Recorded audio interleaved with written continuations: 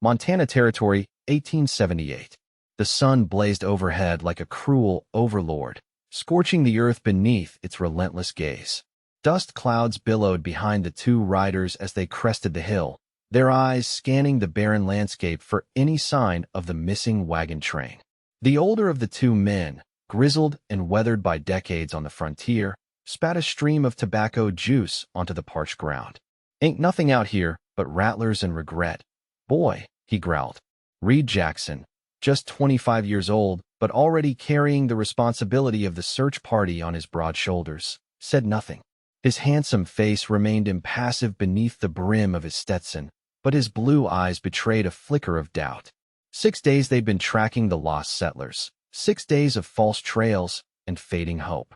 The wagon train had departed from Fort Benton 3 weeks prior, headed for the Oregon Territory with 42 souls aboard. They should have reached the mountain pass by now. "We'll find them," Reed finally said, adjusting the kerchief around his neck. Despite his youth, he carried himself with the quiet confidence of a man who'd grown up fast in unforgiving country. His lean frame and strong jawline gave him the look of a man who could handle himself in the wild places, but there was a gentleness in his eyes that spoke of something else, something he worked hard to conceal. The frontier was no place for tenderness. Reed had learned that lesson early when his parents' homestead burned in a Sioux raid when he was just 14. Since then, he'd built his life around one simple truth. Attachment was weakness, and weakness got you killed in the West. Better to remain unencumbered, drifting from ranch to ranch, taking work where he could find it, keeping everybody at arm's length. "You keep those settlers alive by sheer force of will, son?" his companion asked with a harsh laugh. "Because I'm telling you, if the Blackfoot didn't get them, the mountain did." Reed ignored the taunt, urging his palomino forward.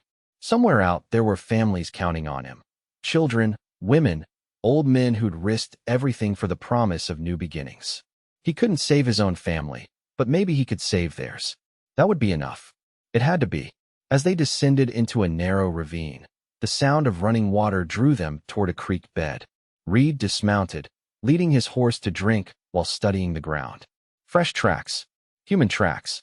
Someone's been through here," he called out, crouching to examine a clear footprint in the mud. "Small. Might be a woman or child. Could be native," his companion warned. "No," Reed said, pointing to a scrap of fabric caught on a thorn bush.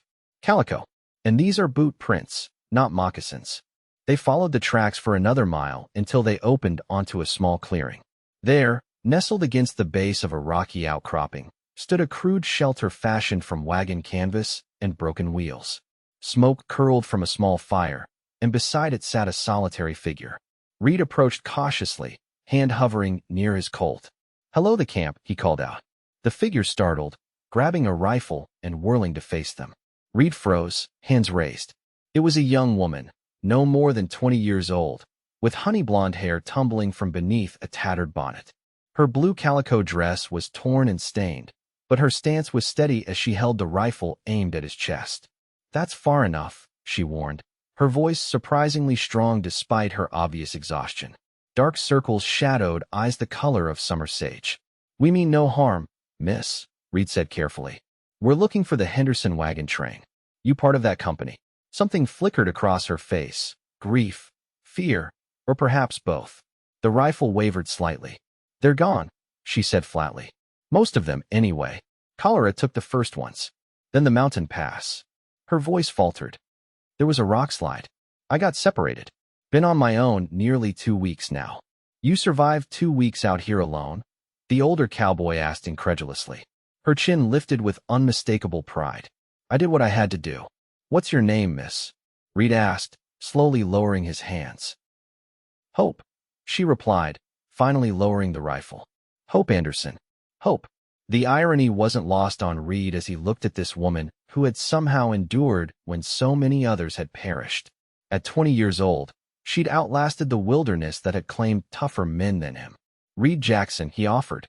"And this is Emmett Wheatley. We were sent from Fort Mallister to find your wagon train." Hope's composure cracked then, her shoulders sagging as the rifle slipped from her fingers. Reed moved forward instinctively, catching her before she fell. He felt her shudder against him. The first human contact, he realized, she'd had since the disaster. Are there others? Emmett asked bluntly. Survivors? Hope pulled away from Reed, wiping at her eyes with dirty hands. Some families took the South Passage before the slide. They might have made it. The others?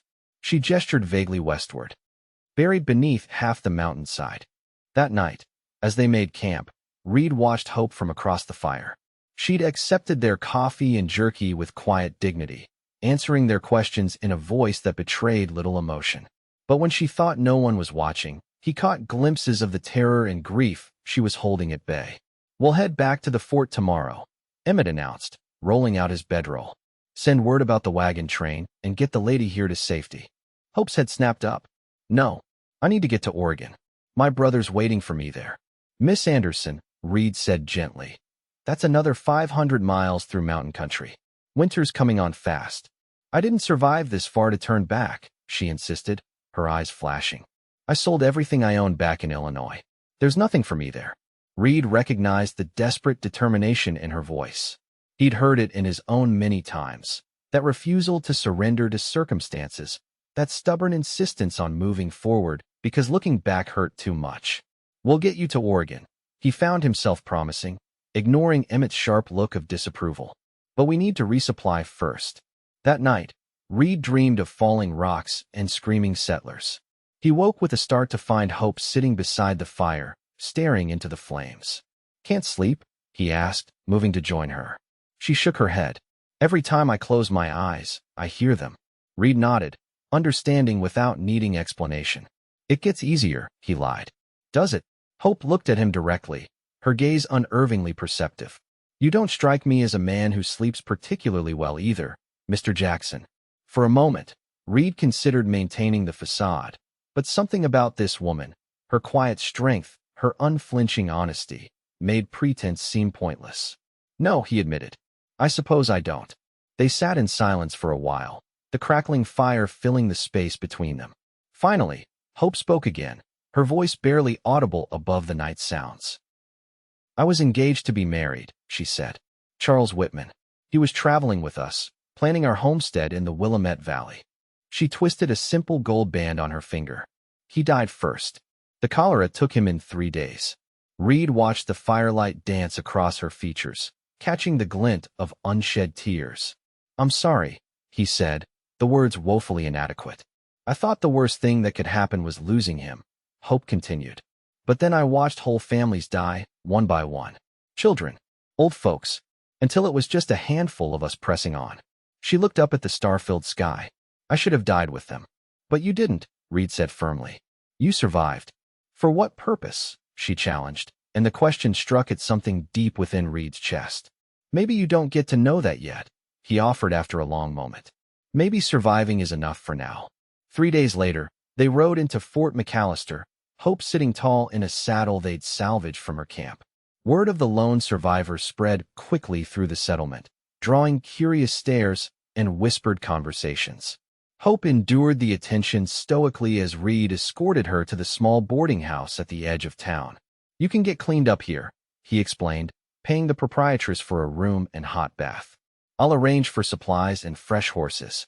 Hope touched his arm, stopping him before he could leave. Thank you, she said simply, for finding me. Something in her touch, warm and human in a way he'd denied himself for so long, made Reed uncomfortable. He nodded curtly and withdrew, retreating to the familiarity of the stables and trading posts where he could focus on practical matters rather than the unexpected emotions stirring within him. That evening, Emmett found him at the saloon, nursing a whiskey.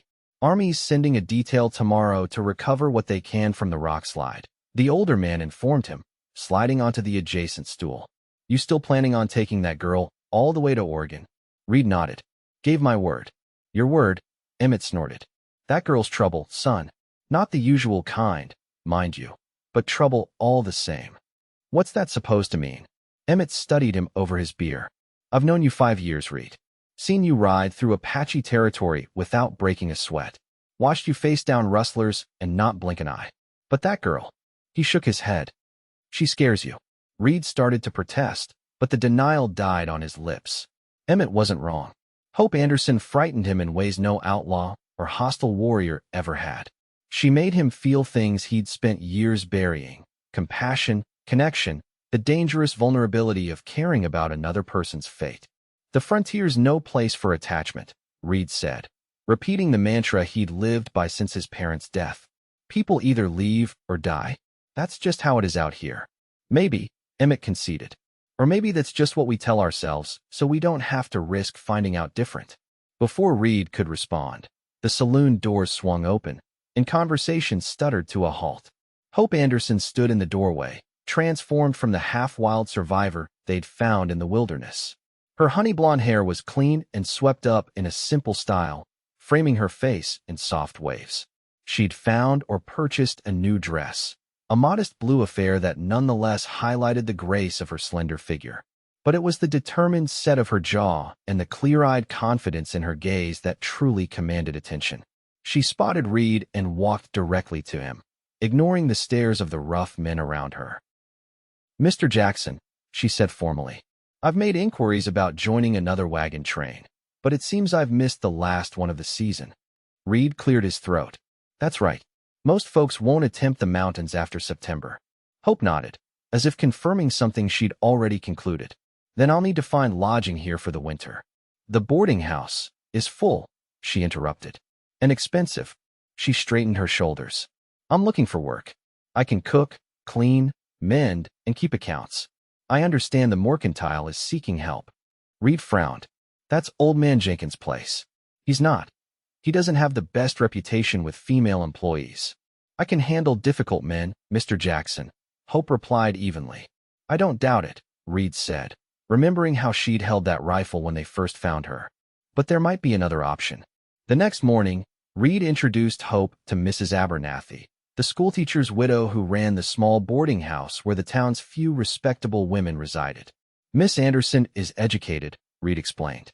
"She could help with the school until spring." Mrs. Abernathy regarded Hope with shrewd assessment. "We can always use another hand with the children," she finally agreed. "Room and board, plus $2 a week. It's not much, but it'll see you through winter." Relief washed over Hope's face. "Thank you. I'm grateful for the opportunity."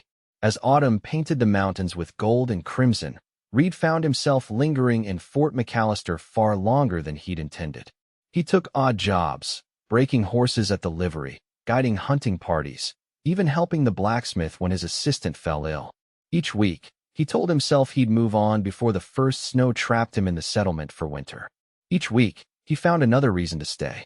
And each week, he found himself crossing paths with Hope Anderson. He'd see her leading a line of children to the creek for a science lesson, her face animated as she explained the life cycle of tadpoles. Or he'd spot her at church, her clear voice rising above others during hymns. Sometimes he'd encounter her at the general store, carefully counting pennies as she purchased small necessities. What struck him most was her resilience. Here was a woman who had lost everything: her fiancé, her traveling companions, her possessions, her plans, yet she moved through each day with purpose. She smiled at the children, befriended the other women, and gradually carved out a place for herself in the community. One crisp October afternoon, Reed was chopping firewood behind the schoolhouse when Hope approached, carrying a steaming mug. "Mrs. Abernathy thought you might appreciate some coffee," she said, offering the cup. "It's getting colder." Reed set down his axe and accepted the coffee gratefully, trying not to notice how the autumn breeze played with loose tendrils of her hair, or how her cheeks had pinked in the chill air. "Thank you," he said, suddenly awkward. "How are you finding the teaching?" Hope smiled, a genuine expression that transformed her face. "I enjoy it more than I expected. The children are eager to learn, especially the older ones. Some of them have never held a proper book before coming here." "You're good with them," Reed observed. "I saw you with little Tommy Walsh yesterday. No one's been able to get him to speak since his mother died last spring." "He reminds me of my brother at that age," Hope said softly. "Sometimes silence is easier than facing painful things." Their eyes met, and Reed felt an uncomfortable recognition pass between them. They both understood silence as protection. "Will you stay through winter, Mr. Jackson?" Hope asked, changing the subject. "Mrs. Abernathy says the passes are already filling with snow." Reed hesitated. The smart thing would be to ride south before the weather worsened. There was ranch work in Colorado, gold mining in Nevada. No reason to endure Montana's brutal winter. No reason except the woman standing before him. I might, he answered noncommittally. Haven't decided yet. Hope studied him for a moment, then nodded as if she'd confirmed something. Well, if you do stay, the school board is hosting a harvest social next weekend. Nothing elaborate, just a community gathering before winter sets in properly. Are you inviting me, Miss Anderson? Reed asked, surprising himself with the boldness. A faint blush deepened the color in her cheeks. I suppose I am, she admitted. Though I understand if you prefer to avoid such gatherings. And why would you think that? Hope's gaze was direct, unflinching. Because you work very hard to keep everyone at a distance, Mr. Jackson. I recognized the strategy. Before he could respond, one of the school children called Hope's name, and she excused herself with a polite nod. Reed watched her go, unsettled by how easily she'd seen through the walls he'd spent years constructing. The harvest social was held in the newly constructed church, its rough-hewn pews pushed against the walls to create space for dancing. Lanterns cast a warm glow over the gathered townspeople, and the scent of cinnamon and apples filled the air. Reed stood awkwardly near the entrance, unaccustomed to social gatherings and already regretting his decision to attend. He spotted Hope immediately. She wore a russet-colored dress that complemented her honey-blonde hair, which was arranged more elaborately than usual with a few flowers tucked into the coiled braids. She was laughing with a group of women, her entire face illuminated with joy. Reed was about to retreat when she looked up and saw him. The smile she gave him, warm, genuine, and seemingly reserved just for him, rooted him to the spot. You came, she said, crossing the room to greet him. I said I would. He replied, suddenly conscious of his clean-shaven jaw and the fresh shirt he'd purchased specifically for this occasion. So you did, Hope agreed, though I wasn't entirely convinced you would follow through. The fiddler struck up a lively tune, and several couples moved to the center of the room. Hope watched them, a wistful expression crossing her face. Would you like to dance? Reed heard himself ask. Hope turned to him, surprise evident in her expression. Do you know how? My mother taught me, he admitted, though it's been a while. She placed her hand in his, and Reed led her to join the other dancers. At first, he moved stiffly, hyper-aware of the eyes watching them, but soon the music and Hope's light steps drew him out of his self-consciousness. She danced with natural grace, following his lead easily, her face flushed with exertion and pleasure. You're full of surprises, Mr. Jackson, she said as they circled each other. A cowboy who dances. I wasn't always a cowboy, he replied. My parents had a farm in Kansas before. He trailed off, the memory still raw despite the years. Hope's expression softened. Before what? The music ended before Reed could respond, saving him from having to explain. They were immediately surrounded by others, matrons wanting to introduce Hope to eligible young men, old-timers wanting to reminisce with Reed about cattle drives and mining claims. The moment of connection was lost in the sociable chaos. Later, as the gathering wound down, Reed found Hope outside on the church steps, gazing at the star-filled sky. Thinking of leaving? He asked, joining her. She shook her head. Just needed some air. And the stars remind me of the nights on the trail, before everything went wrong. So much hope we had then. You still have hope, Reed pointed out. It's your name, after all. She smiled faintly. My mother was an optimist. She named me for her favorite virtue, though I'm not sure I've lived up to it. I think you have, Reed said quietly. Most would have given up after what you've been through. Hope turned to face him, her expression serious in the moonlight. What happened to your parents, Reed? You started to tell me earlier. Reed hesitated. He never spoke of that day, had buried it so deep that sometimes he could almost pretend it had happened to someone else. But something about Hope, her quiet strength, her own losses, made him want to share the burden he'd carried alone for so long. Sioux raiding party, he said finally. I was 14 out hunting. Came back to find the farm burning. He swallowed hard. My father died trying to protect my mother and sister. The women were taken. We found my mother's body a week later. My sister. He shook his head. Never found her. Hope's hand found his in the darkness, her fingers warm and steady. I'm so sorry, she whispered. Reed wanted to pull away. Proximity was dangerous, vulnerability even more so, but he couldn't bring himself to break the contact. That's when I learned that caring for people is a weakness out here, he said roughly. The frontier doesn't reward attachment. It punishes it. Is that really what you believe? Hope asked, her voice gentle but challenging. That we're meant to face all this emptiness and hardship alone. It's safer, Reed insisted.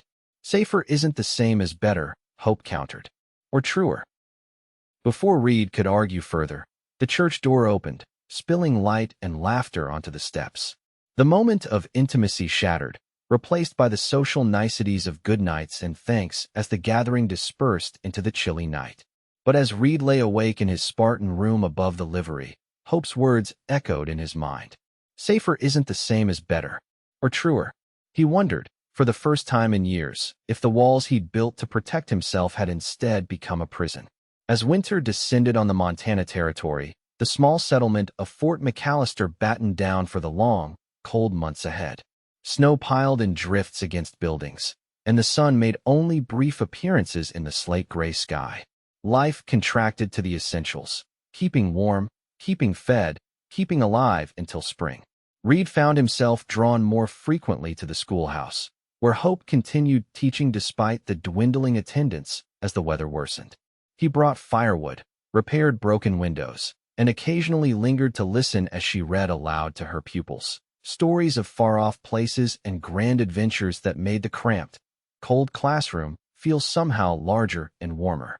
Their friendship grew in small moments. Shared cups of coffee after school, walks to church on Sundays, quiet conversations by the general store's pot-bellied stove. Reed found himself talking more than he had in years, sharing memories of his life before the raid, even laughing at Hope's gentle humor. One particularly bitter January evening, a blizzard howled through the settlement, rattling windows and driving everyone indoors. Reed was checking on the horses in the livery when the door burst open, admitting a swirl of snow and a half-frozen Hope Anderson. "Miss Anderson," Reed exclaimed, hurrying to help her inside. "What in God's name are you doing out in this?" Hope's teeth chattered as she tried to speak, her lips blue with cold. "T. Tommy Walsh," she managed. "Didn't see come home.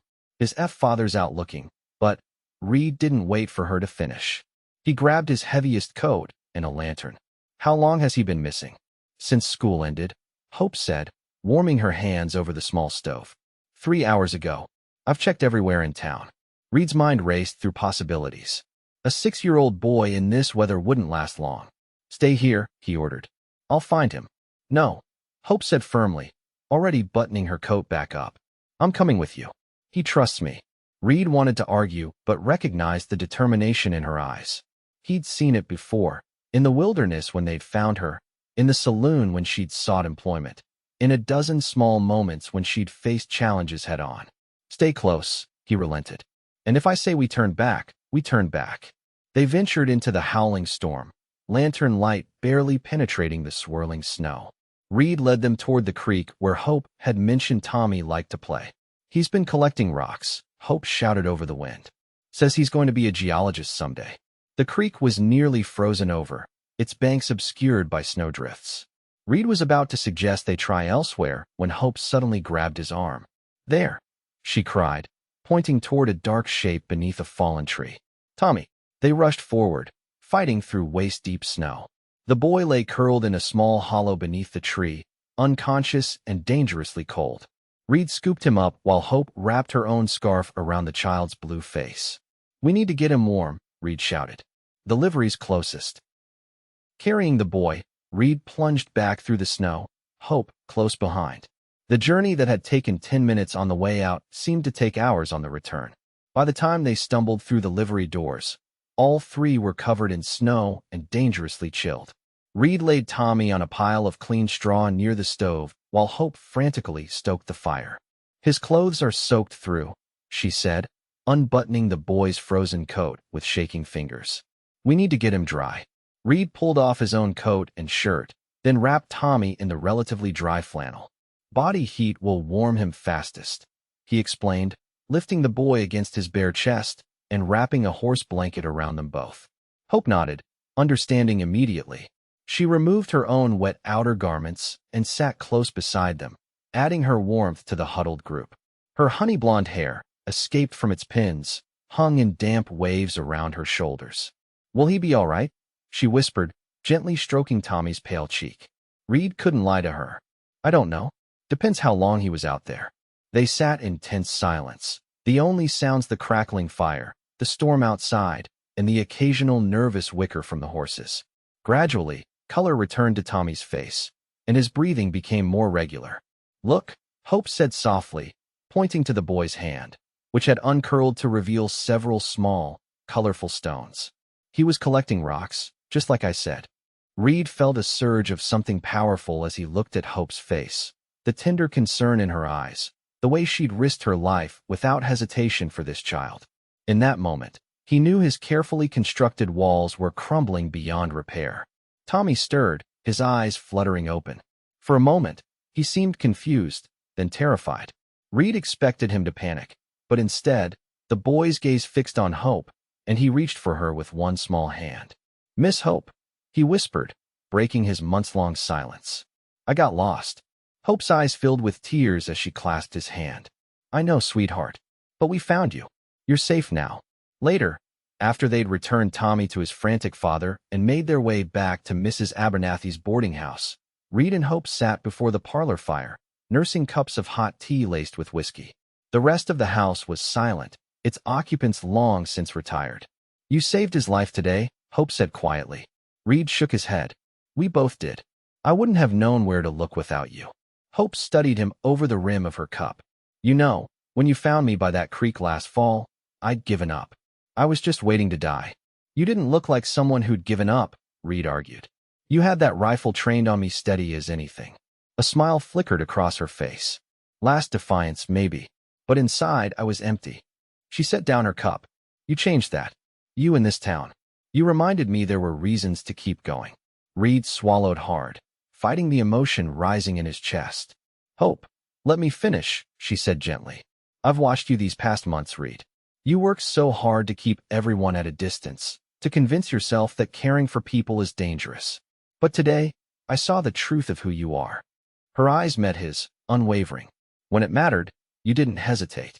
You risked your life for a child you barely knew, because that's who you really are beneath all those walls you've built." Reed looked away, uncomfortable with her perception. One good deed doesn't change anything. The frontier's still a dangerous place. People still die. "Yes," Hope agreed. "People die, whether we love them or not. The question is how we live while we're here." Her words hung in the air between them, challenging everything Reed had believed since his family's death. Before he could respond, Hope stood and moved toward him. Slowly, giving him every chance to retreat, she reached out and touched his face, her fingers tracing the line of his jaw. "I'm not asking you for promises," she whispered. "Just possibilities." Reed caught her hand in his heart hammering. He should pull away. He should maintain the distance that had kept him safe for so long. Instead, he found himself rising to meet her, drawn by a force stronger than fear. Their lips met in a kiss that began tentatively, but quickly deepened with the release of long-restrained emotion. Hope's arms wound around his neck as she pressed against him, and Reed held her as if she might vanish if he loosened his grip. When they finally broke apart, both breathing hard, Reed rested his forehead against hers. "I'm afraid," he admitted, the words tasting strange on his tongue. "Not of outlaws or elements or any of that. I'm afraid of this, of what I feel for you." Hope's hands cradled his face. "I know," she said simply. "Me too." Spring came late to the Montana Territory that year. April brought muddy streets and the first tender green shoots poking through the melting snow. With the thawing of the land came news from the outside world. The passes were clearing, travel would soon be possible again. For Reed and Hope, the winter had been a time of transformation. Their relationship had blossomed in the cocoon of the snowbound settlement, moving from friendship to something deeper with each passing week. They were discreet. Hope's position as teacher required propriety, but the community was small, and knowing glances followed them when they walked to church together or when Reed lingered at the schoolhouse after lessons. As the possibility of departure loomed, an unspoken question hung between them. Would Hope continue to Oregon as planned? Would Reed resume his drifting lifestyle? Neither seemed eager to broach the subject, as if discussing the future might shatter the delicate happiness they'd found. The decision was forced upon them on a bright May morning when the stagecoach rolled into Fort Mallister for the first time since autumn. Among the passengers was a tall, fair-haired man who scanned the gathered crowd with anxious eyes. Robert. Hope's cry of recognition cut through the bustle as she rushed forward to embrace the newcomer. How did you find me? Reed watched from across the street, his chest tight as Hope clung to the handsome stranger. He'd known this day would come, the day when the outside world intruded on their secluded existence. He just hadn't expected it to hurt quite so much. Later, Hope found him at the livery, methodically brushing down a mare as if the task required his complete concentration. Reed, she said softly, I need to talk to you. He continued brushing, not trusting himself to look at her. About your brother? Mrs. Abernathy mentioned he'd come looking for you. Yes, Robert's been searching for months. When the wagon train never arrived in Oregon, he backtracked, checking every settlement along the route. Hope stepped closer. Reed, please look at me. Reluctantly, Reed set down the brush and turned to face her.